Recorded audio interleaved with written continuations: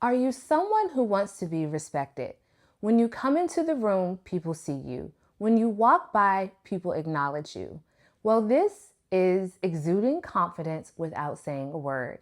And in this video, I'll share with you ways to communicate confidence without saying one word.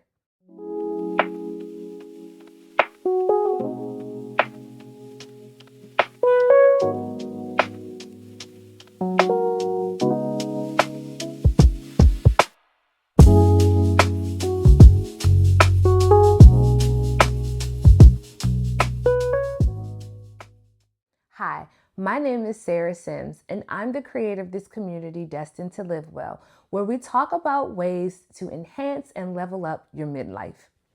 When in previous videos, I've shared how I formed my confidence as a child. I was an awkward looking child who was a bit nerdy, and all the kids let me know how they felt about it.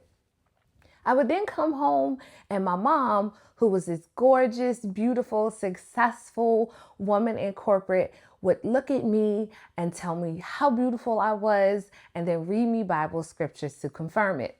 So I had these two contrasting environments, one that tried to break me down and one that constantly lifted me up.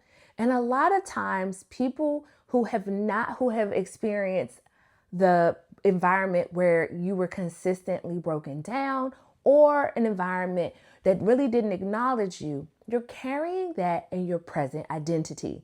See, the beauty of having the contrast for me was that I knew that I lived in a world that wouldn't always accept me, but my identity came from a source that was bigger and greater even than me.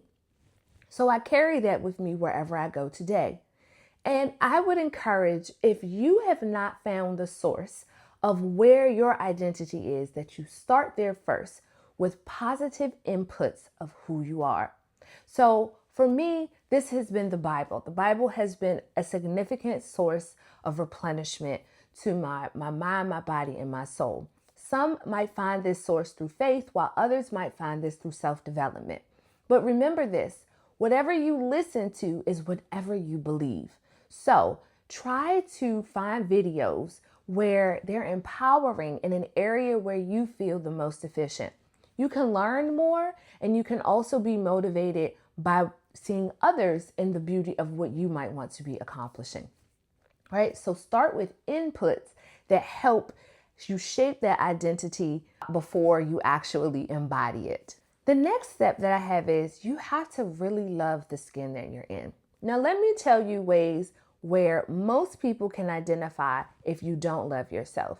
One is you're not really taking care of your physical health.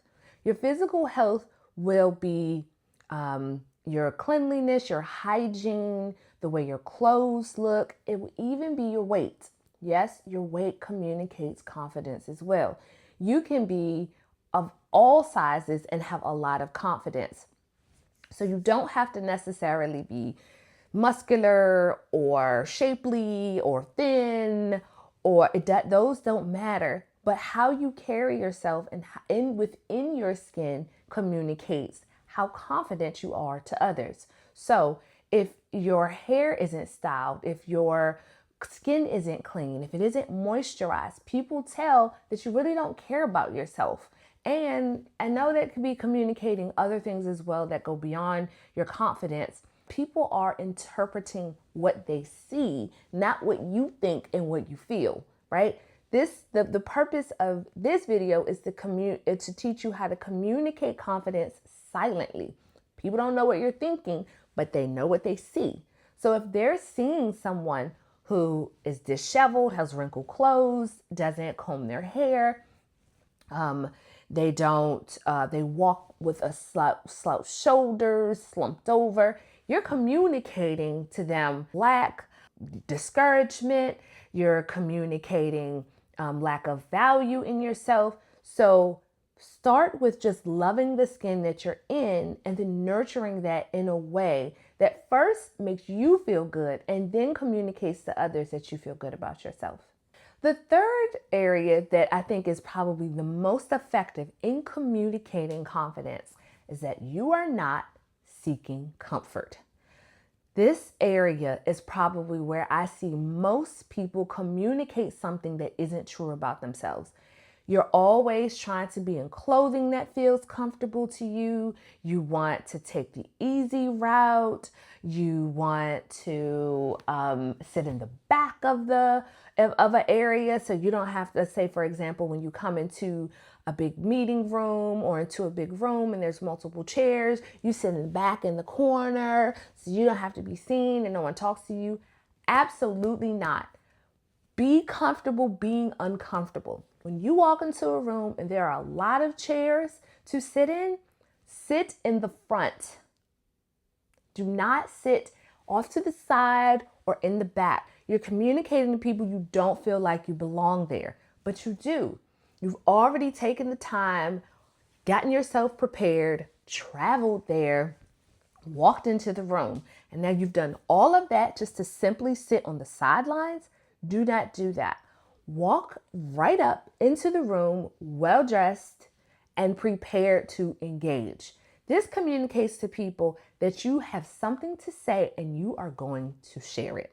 Okay, so these are the 3 effective ways that I believe you can communicate confidence without saying one word.